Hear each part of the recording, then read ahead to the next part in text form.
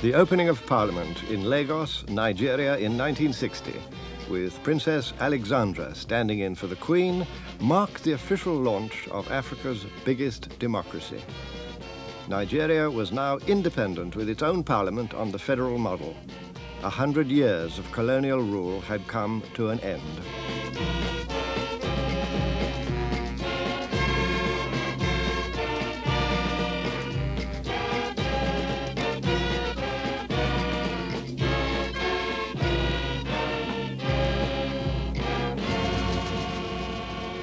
Those were exciting days, a profoundly liberating time in history, because the general attitude of white people to black people and of black to white now began to swing full circle, away from the old constricting racism of white superiority matched against black inferiority, and forward to a new acceptance of the attitude of the classical and medieval world that whites and blacks certainly are different from each other in their appearance as in their history, but in human terms just as certainly are equal with each other.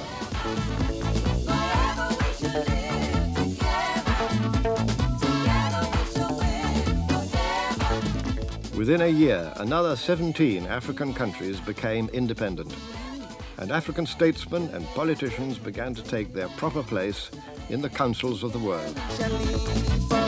The ending of colonial rule was good for Africa. It brought new confidence, a sense of independent achievement, and many fresh opportunities. Africans unite, unite so we can cross the rivers, unite so we can cross the desert, unite so we can climb the mountains, unite so we can crush apartheid. No matter the color of your eyes and your skin, remember we are one in the blood. Remember we are one in the blood. Remember we are brothers in the world. Together we will solve our problems. Together we will save our countries. Together we will change the world. Together we shall win forever. Forever we shall live together. Together we shall win. La la la la la la la la. Together we shall win forever. A good deal of modern Africa is a big success story. Bustling, elbowing, go-getting, full of vigor, and of course, full of the problems of rapid growth and change. But however difficult the problems were to become, the opportunity for Africans to build modern cities was one of the gains of independence. In a major African city like Lagos, vast sums have been invested in all the facilities of a 20th century capital.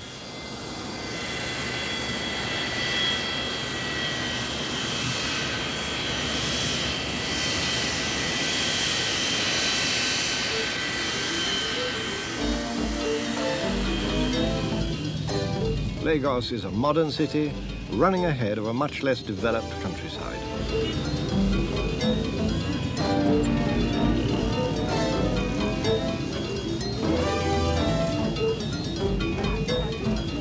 Like many other cities, it's grown so fast as to be almost overwhelmed by the problems it has to bear. Problems of traffic and electric power and main drainage, problems of rising crime rates and overcrowded slums.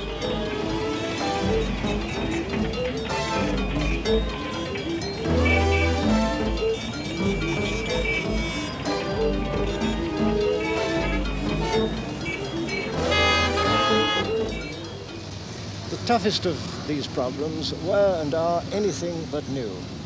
They have their roots in a social and economic crisis, a profound crisis which began within the European colonial empires in Africa and as long ago as the Second World War.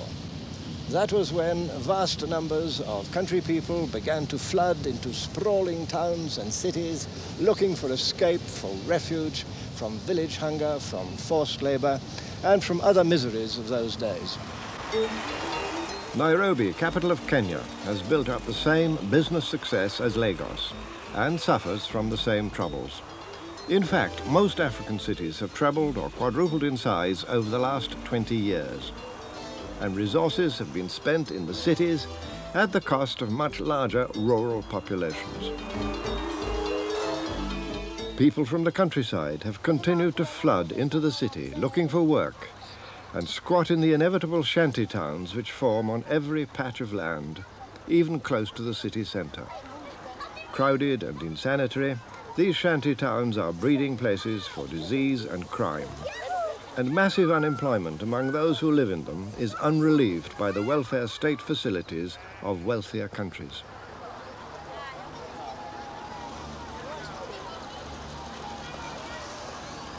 This huge growth of cities has led to tensions and troubles which few African governments have been able to contain. When independence came, European models of parliamentary government were adopted, but the European models have proved increasingly unworkable. This is not because Africans haven't known how to operate their own systems of representative or constitutional government, or even of democracy. On the contrary, their history has revealed a variety of such systems. The European models failed for other reasons. They were evolved, after all, within class-divided societies, very different in their structure from the societies of this continent. Here, as it happened, the parliamentary systems fell increasingly into the hands of small groups of privileged people who hastily sought their personal gain at the expense of the majority and soon were lost in confusion and corruption. The temptation for political leaders to imitate the lifestyle of their former rulers has been almost irresistible, and European businessmen have been quick to exploit this weakness in Africa's new rulers and promote it to their own advantage.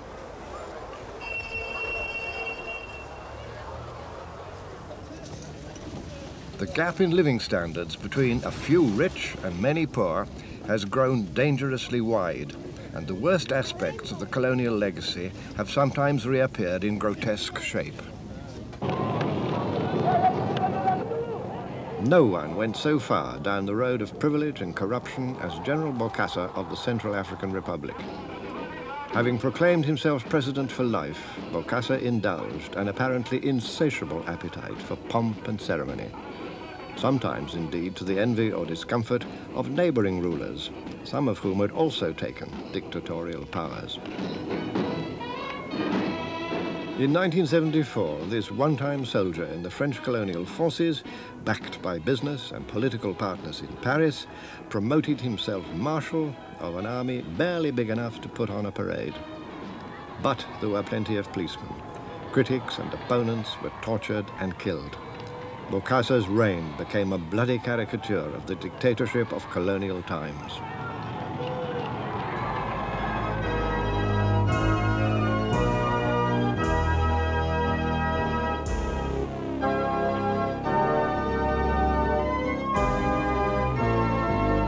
In 1977, with the solemn connivance of his friends in France, Bokassa had himself crowned as emperor over an empire of scarcely 2 million desperately poor people.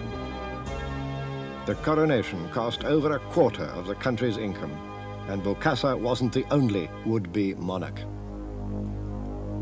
They think king is something very big, so that they wanted to crown me as the king of Africa. Field Marshal Amin, another ex-colonial soldier, seized power in Uganda to the great satisfaction of the British government. Like other African dictators, Amin stepped into a power gap opened by the failure of the political institutions derived from the colonial legacy. I have been most popular in the Africa because other Africa, even if it is a superpower, makes a mistake, the heads of state are afraid of correcting or pointing out that mistake. Only me who can point out that mistake, and that the entire Africa said that this is the hero of Africa and this is the king of Africa. Amin courted popularity in public while secretly imprisoning and torturing his opponents. Increasingly anxious to distract attention from the miseries he'd caused, Amin sent his army to attack neighboring Tanzania. Reluctantly, the Tanzanians hit back and went to the aid of Amin's opponents.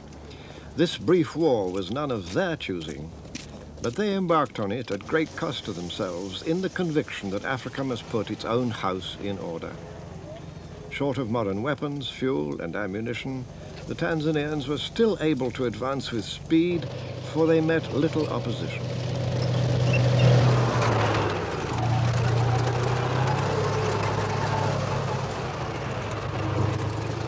With obvious jubilation, Ugandans greeted the Tanzanian troops as liberators, and many rallied to fight alongside them. When the Tanzanians entered Amin's headquarters, the so-called State Research Bureau, the reasons for this rejoicing became plain. They uncovered gruesome evidence of torture, poisoning, the deliberate starving and shooting of thousands of political prisoners, many of whom were killed in the last hours before relief came from Tanzania.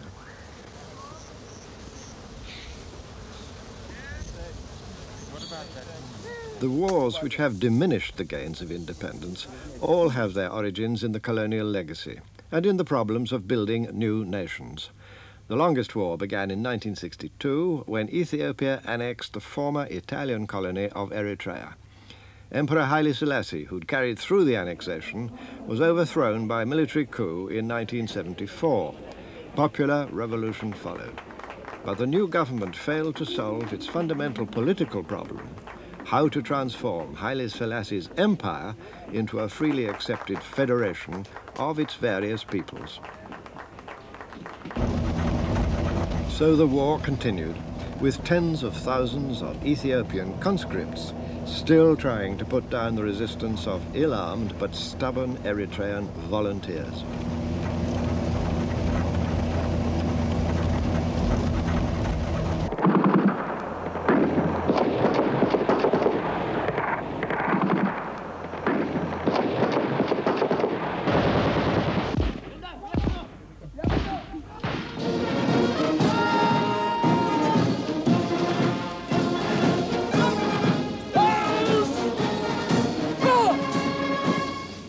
The military regime of Ethiopia, under its leader, Colonel Mengistu, stayed loyal to the old imperial ambitions. But the arms supplies no longer came from Britain and America. The Ethiopian government found new friends as rivalry between the superpowers spread destructively throughout Africa.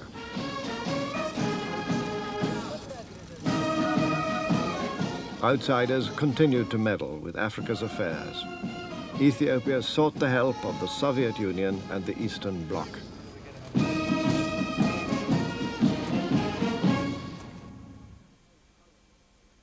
All across Africa, other wars were caused by the problem called tribalism. Many peoples found it hard to live together within the old colonial frontiers now that these had become national frontiers. The worst of these internal wars was fought in Nigeria, around the would-be breakaway Republic of Biafra.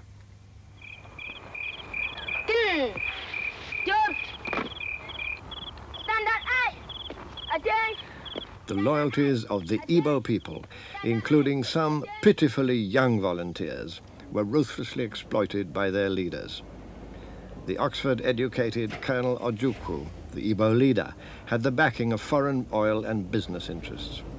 With the help of sophisticated propaganda, he convinced his followers that they must fight or face genocide.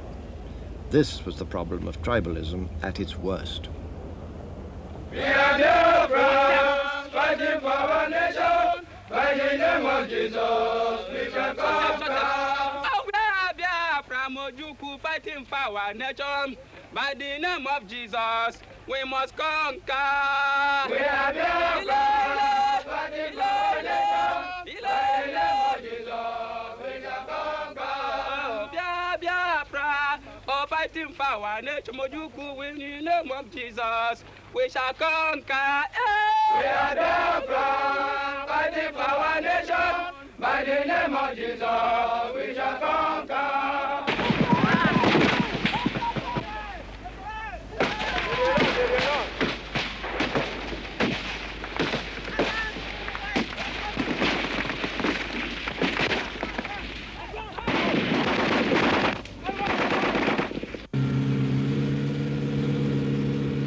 The armies of federal Nigeria were slow to get started.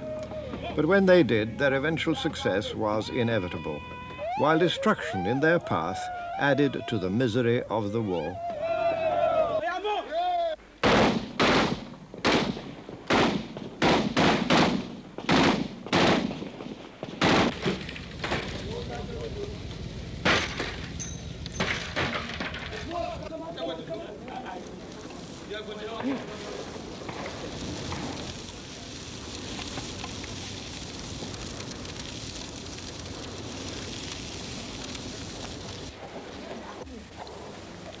Many helpless people lost even the little that they had. Many children, orphaned and left to starve, were taken to emergency centers, usually the Christian mission stations, where there was almost nothing for them to eat.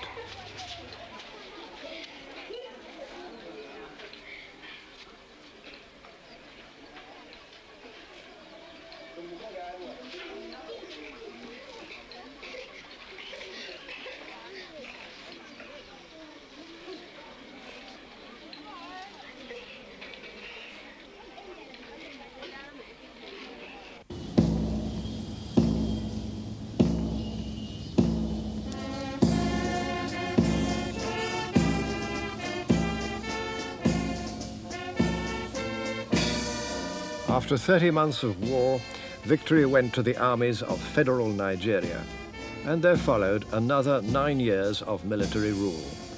A succession of able generals showed that they could be both tolerant and constructive, and they restored the Federation to stability and peace.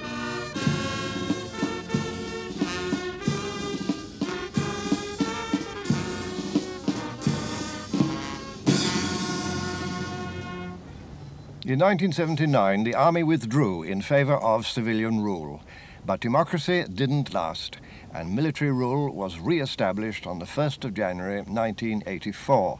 Nevertheless, the peace which the army brought to Nigeria has been remarkable for its generosity. The principle of no victor, no vanquished prevailed, and Nigerians became brothers once again soon after the war. And since then, a deliberate effort has been made on all sides, on all directions, to forget the past and join hands in order to build the future. I think in Nigeria's history, this process of reconciliation is something that every Nigerian ought to be proud of. The British had administered Nigeria as 3 big regions, which tended to make tribal nationalism worse. After the war was over, Nigeria's rulers wisely redivided this enormous country into many much smaller states, providing a blueprint for continued federal unity. Democracy remains the hope for the future. In some of the smaller communities in Africa, it may be possible to have a dictatorship or any other form of government because it may be manageable because of the size. But in a big country with a large population and diverse population, there's just no other alternative but democracy. Since 1980, federal Nigeria has embarked on building a new capital at Abuja in the geographical center of the country, which will be a focal point for the whole federation. The expense is enormous, and there have been costly failures in the building program. But it's a brave attempt to get away from the old conflicts and rivalries and make a fresh start.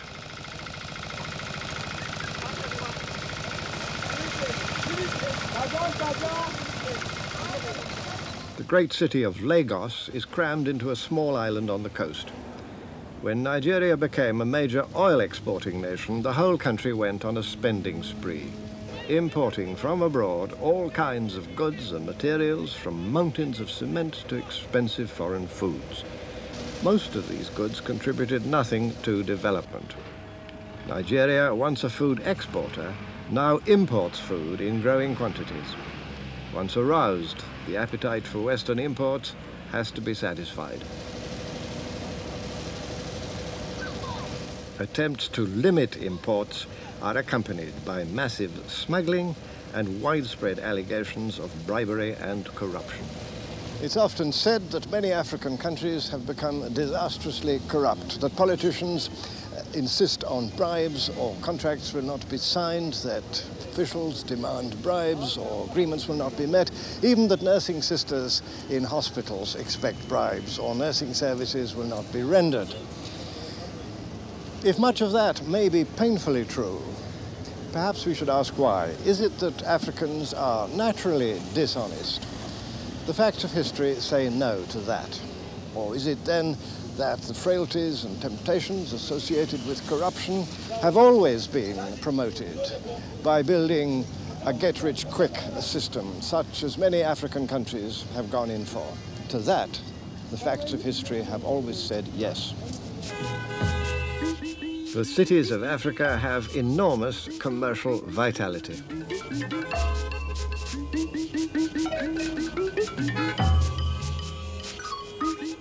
Lagos suffers such interminable traffic jams that a whole profession of street traders has developed. And these do nothing but ply the queues of paralyzed cars, trying to sell anything they can, from apples to alarm clocks.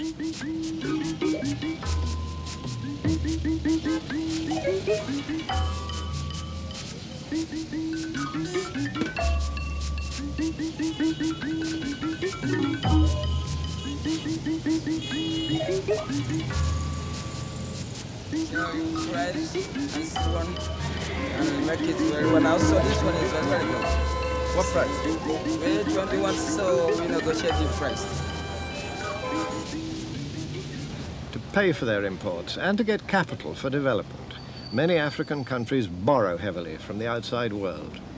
Africa's debts to foreign countries multiplied 4 times in the single decade of the 1970s.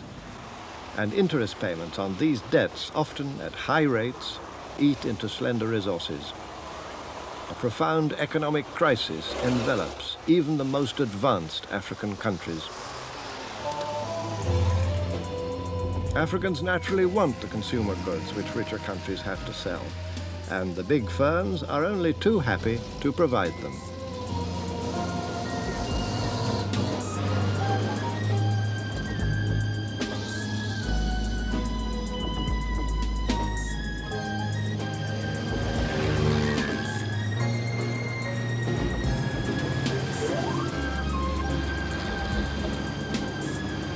All across the continent, while poverty increases, so does the desire for the symbols of progress. As the cost of these imports rises, the value of African exports falls. That is the process which Africans condemn as neo-colonialism. Chaque année, les prix des matières premières et services des pays du tiers-monde stagnent ou baissent, tandis que les prix des marchandises, les prix des biens et des services européens augmentent. Je vais vous prendre un exemple très précis. L'an dernier, les prix des matières premières africaines ont baissé de 20 à 50%. Je vais vous donner un autre chiffre des spécialistes européens. Il y a 2 ans, l'inflation était au maximum en Europe de 15%. Mais dans les pays du tiers-monde, l'inflation était entre 20 et 300%. C'est là que gît le néocolonialisme.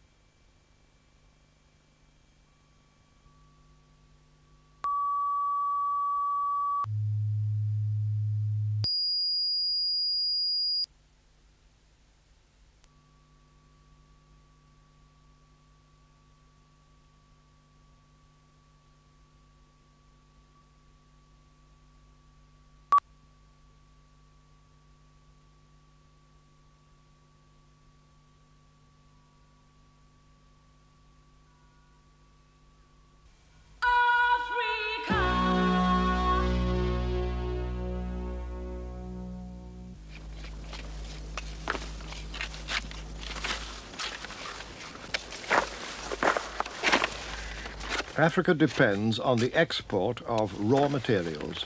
In Tanzania, the main export crop is sisal, a fibre used for rope and twine. Its export price is crucial to the country's economy. When we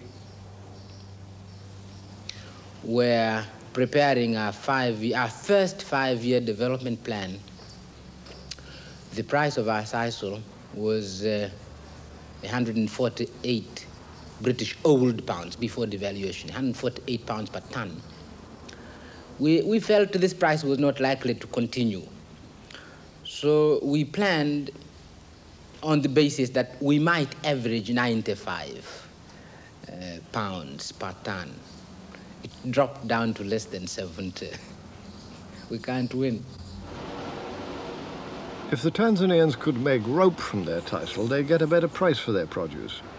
But this is actually prevented by the rich countries, which impose prohibitive duties on finished imports. The EEC put a 12% tariff on twines and cordage. What can we do? What really can we do? What can a primary producer do? What do we do with our sisal? Eat it? I mean, what can we do with the sisal? We produce sisal, we have to sell the sisal. If the world market price goes down, what can we do? I mean, really, in a world of vultures, what can you do? I mean, really, the weak have to suffer. Cocoa is the chief export of several African countries, including Ghana. The EEC put a 27% tariff on chocolate, so it doesn't pay for countries like Ghana to manufacture cocoa into chocolate. They have to sell it raw. Yet the price of raw cocoa sometimes falls, catastrophically. There was a time when you used to give us about 3,500 pounds for a ton of cocoa. Today, you're giving us something around the region of 1,000 pounds. So we're forced to have to slave some more, producing this cocoa, the gold, to bring over to you. Meanwhile, your goods, the prices of your goods have just risen and gone up and up and up. Your manufactured goods that you're passing on to us, which you've cultured us, not only into needing, but into wanting.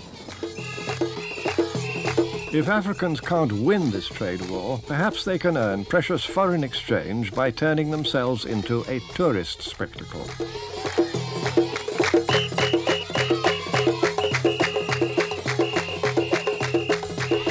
Over the past 20 years, many African governments have attracted tourists to come and stare at the wildlife in one form or another. Countries like Kenya and Tanzania have turned vast regions into game parks. It's right to conserve these splendid animals, but Africa can't live as a zoo, and competition for land grows fiercer with every year that passes. The cattle of the wide plains of the Sahel, just south of the Sahara Desert, an area 2/3 the size of the United States, have always been the livelihood of many pastoral peoples. So long as wet season rains fall, these dry lands can supply enough grass to see cattle through the dry season. But when the rains fail, disaster quickly threatens. Then the efforts of the pastoralists to keep their cattle alive can only make matters worse. Every year, Africa is losing more than 6 million acres of woodland, partly from a desperate attempt, as here, to provide forage for hungry cattle. When the trees disappear, the water table falls and the soils turn to dust. Here, next year, there will be nothing to eat. Ambitious plans to make grassland farming more productive by building big grain stores or importing expensive machinery have foundered for lack of money to support them or because they don't fit into the life and customs of the pastoralists. The worst drought in living memory hit the Sahel countries in the 1970s, and with it came disaster. Since then, the drought has returned and has now spread far to the south, where productive lands are turning into a dust bowl. Human as well as natural causes lie behind this advance of the desert. Reductions in disease brought about a population explosion of people and livestock. Widespread sinking of wells encouraged bigger herds. The fragile balance with nature, once sustained by pastoral peoples, was destroyed. Terrible human suffering followed. Even in the 2 years of 1972-1973, 250,000 people died of starvation. As always, the children suffered worst, for they can't adjust like adults to sudden shortages of food. Even when parents starved to feed their children, the children still died first. Here in Ethiopia, the rains failed in 1974 for a third year in succession. Hundreds of thousands of people fled from their barren pastures and wherever they could flocked to relief centers, which were soon overwhelmed. In the 1980s, once again, ferocious drought returned. Countless people sent generous aid. But for many, the aid is too little and too late. And Band-Aid alone can't reach the roots of the problem. Only a fundamental change in economic relations between rich and poor can do that. And until that change is made, death by famine will surely strike again. In the aftermath of colonial rule, poverty and hunger now threaten to overwhelm the continent. But much of Africa is rich in natural resources, and these could provide enough for everybody. In a number of countries, Africans are beginning to succeed in putting their material and human resources to better use.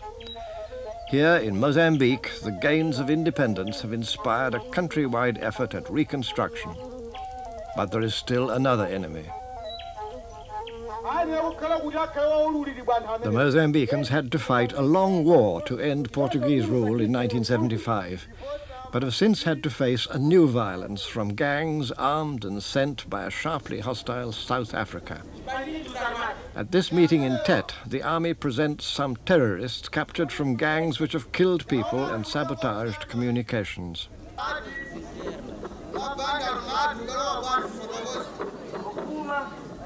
The principle here is that government should be everybody's business, and the army is very much a people's army.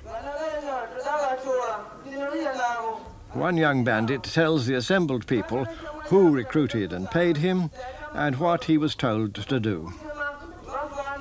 Violence from South Africa makes progress much more difficult. Como é que é possível coexistir a opressão e a liberdade?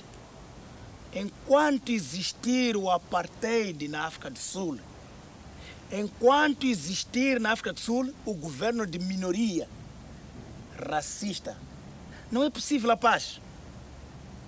O sistema ele próprio já é uma ameaça à paz. Só é possível a paz com a queda do apartheid. Democracia na África do Sul. Colonial Mozambique became desperately poor, barely able to feed its population. Yet as an independent country, it's potentially a land of great wealth, well able to feed many more people. Spreading across 16 degrees of latitude, Mozambique has soils and climate that could grow a very wide range of crops.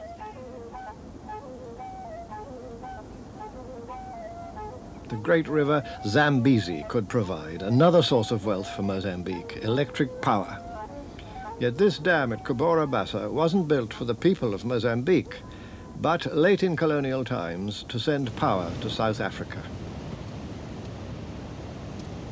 Since independence, the power lines have frequently been sabotaged by South African-backed guerrillas. And despite recent diplomatic maneuvers by South Africa, the attacks have continued. The dam is almost useless to the country that owns it, but it could furnish the driving force for new industries once Mozambique becomes able to develop them.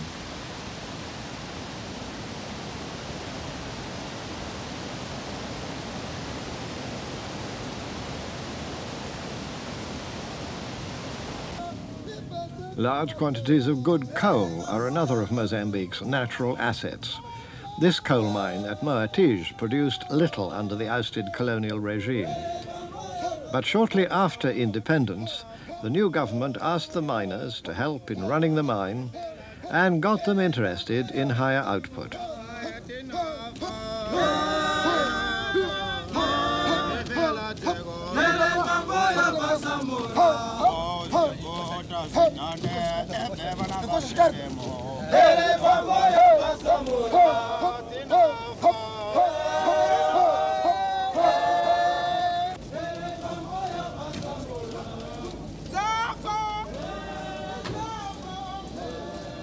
At the same time, the new government began putting in modern equipment, including some of the latest machinery from abroad.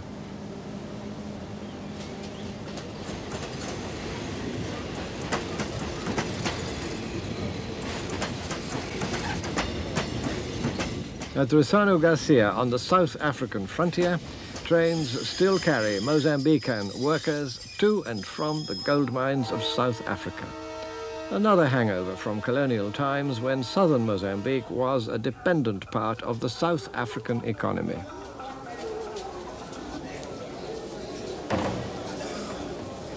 In the old days, the returning miners were often robbed on arrival and deprived of part of their earnings by the Portuguese authorities.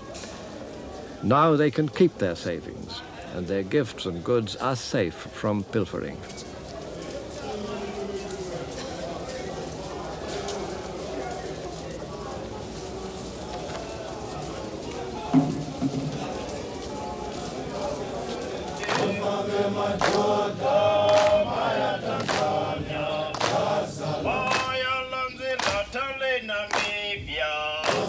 They join a meeting organized to welcome them back to their country, and they're invited to play their part in pushing ahead with the revolutionary changes now underway.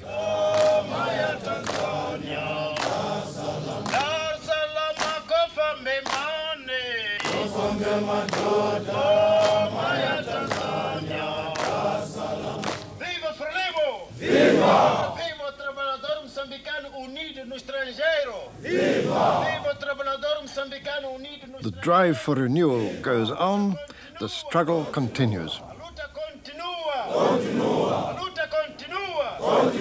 And that's the message in the schools as well, a message that calls for social as well as economic reconstruction. In colonial times, this school served the privileged children of Portuguese settlers and a handful of their hangers-on. Only about 1 in every 100 Mozambicans could read or write. The task of teaching a whole generation may be enormous, but however difficult, it's seen as the key to a different future. The teachers are almost as young as the students, and all of them are the children of long and bitter campaigns against a harsh colonial system. As they say and repeat, every classroom is a zone that we have liberated. At least one Mozambican died to liberate each of our classrooms. This new Mozambique has declared itself a non-racial society where discrimination is no longer permitted. And the answer to the legacy of strife and deprivation, as they see it, is to discover how to draw everyone into a drive for self-development. In the rebuilding of any society, what matters most is the development of its people. But this can be accomplished only when people are in a position to develop themselves, because nobody else in the end is going to be able to do it for them. This here is an agricultural cooperative on the outskirts of Maputo. It was formed just over a year ago by 38 people on land abandoned by a Portuguese settler when independence came.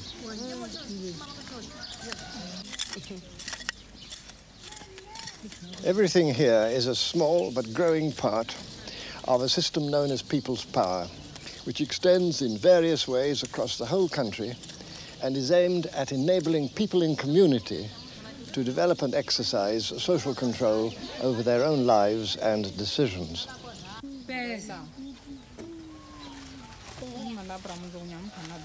These women decided to work as a self-governing cooperative without any men and see if they could make a living by producing vegetables for Maputo City. Because they have the power to take their own decisions, they've been able to overcome many obstacles. They've built a productive enterprise.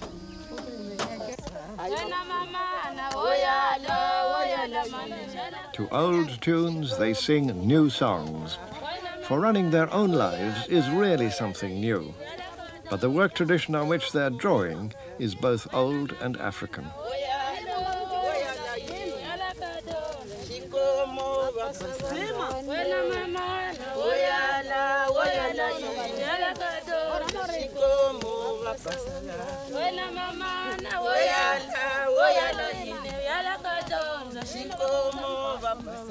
The freeing of women from past servitudes is another aspect of a Mozambican revolution which these people see as being and having to be very much their own creation, and their leaders see it in the same way. Não se importa a revolução, não se transplanta a revolução tem de ter raízes no país. E este sistema popular é o produto da luta de libertação, é o produto do nosso povo, corresponde integralmente ao desejo do povo inteiro moçambicano. Não se transplanta a revolução. With this revolution of people's power, Africa may well have found the long-term solution to poverty and confusion, for this is the solution of self-development. Here in Zimbabwe, once the settler colony of Rhodesia, it's a question of building on small and very difficult beginnings. The white Rhodesians crammed millions of country Africans, like this family, into dry and infertile tribal trust lands. Tendai Rusanamonzi and his family of 10 lived on this homestead for 12 years. Now he's been allotted new land a few miles away.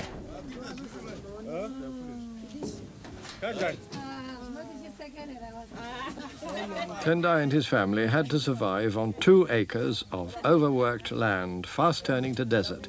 The move came just in time. Ndiri kubva pano nenzira yekuti panapa takamanikidzana ende zvekare minda ndenge ndinaye pano ndenge ndine maeka matatu. Ndenge ndine maeka matatu zvino mvura yati ikanaya maeka iwayo abva anyura nemvura. Ivhu rakura rachembera. Ivhu radete.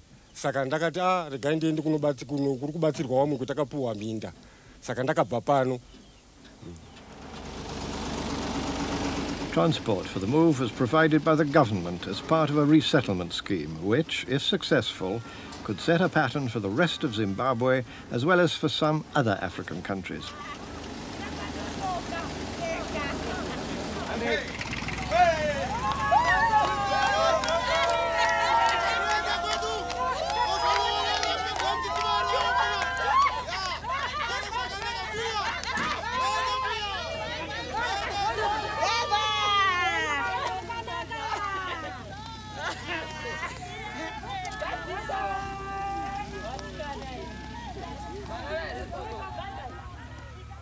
About 2 million Africans in Zimbabwe desperately need new land.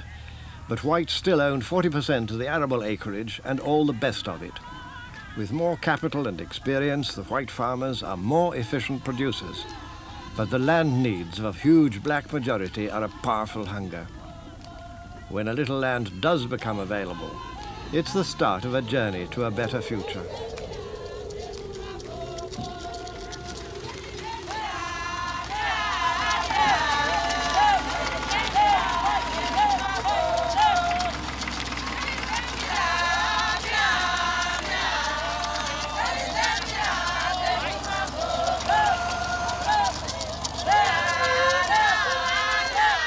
This new settlement at Mayo has been built on what once were 2 enormous white-owned farms.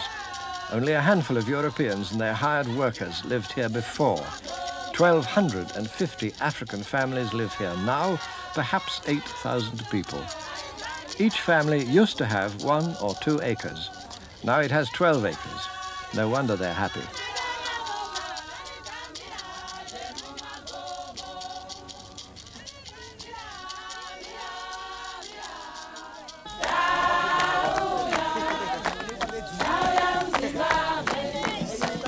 New land means new life. It can also mean new freedoms. Here, the people of the Mayo settlement have agreed among themselves to build for the future. They're building a school for which the government will provide a teacher. And to do this, they call on their own traditions of mutual aid and community work.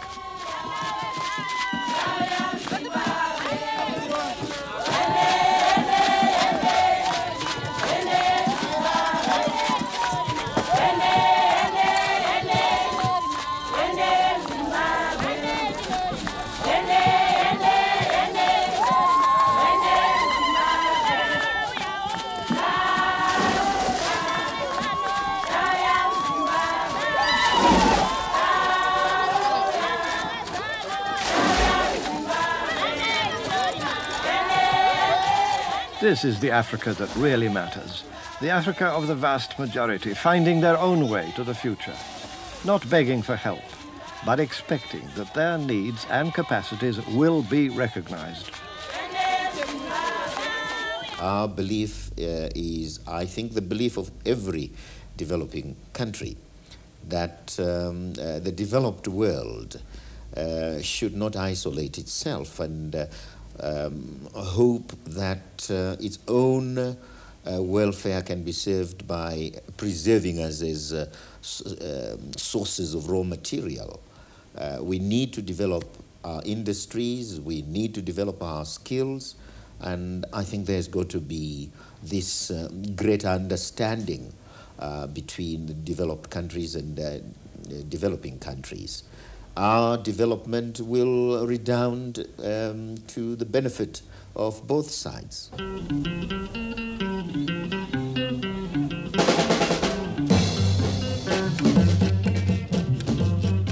Africa moves into the modern world, and even in old Timbuktu, they're playing their own style of rock music. Ordinary Africans aren't dismayed by the challenges of the world today. And this is the Africa that doesn't despair, that can't afford to despair, but goes stubbornly ahead at its own pace, and yet knows when that's useful how to move with the times. So that there are small changes, small advances, even if these still have to go together with a round of chores that's hard enough and certain to continue. And these small advances nonetheless build into the restless dynamic of major changes, of contradictory advances which pose new problems and yet offer new opportunities to new generations and bring new equalities. Throughout their long history, Africans displayed creative energy and power. Today, making their own way again, the energy and power of the past can be renewed. Africa is going to be able to overcome its modern crisis in the measure that it develops from its own roots and draws strength from its own history of skill and enterprise and independent civilization. And as this self-development begins to flower in Africa now, so will the future begin to reflect once more the manifold achievements of the past.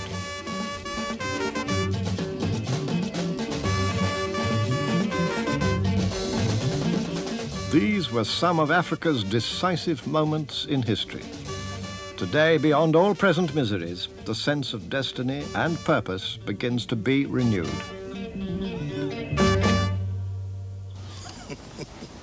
O sistema socialista liberta a iniciativa criadora do povo. O povo é que vai resolver. Our people were free some time ago. That's why you needed chains to get them.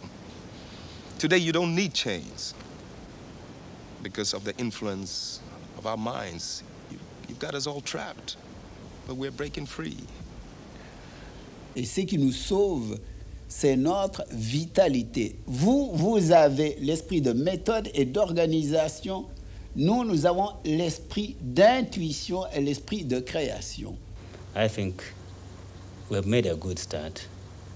I do not say that everything is all right, but we are making improvement, satisfactory improvement, and I believe that things will be better in the future.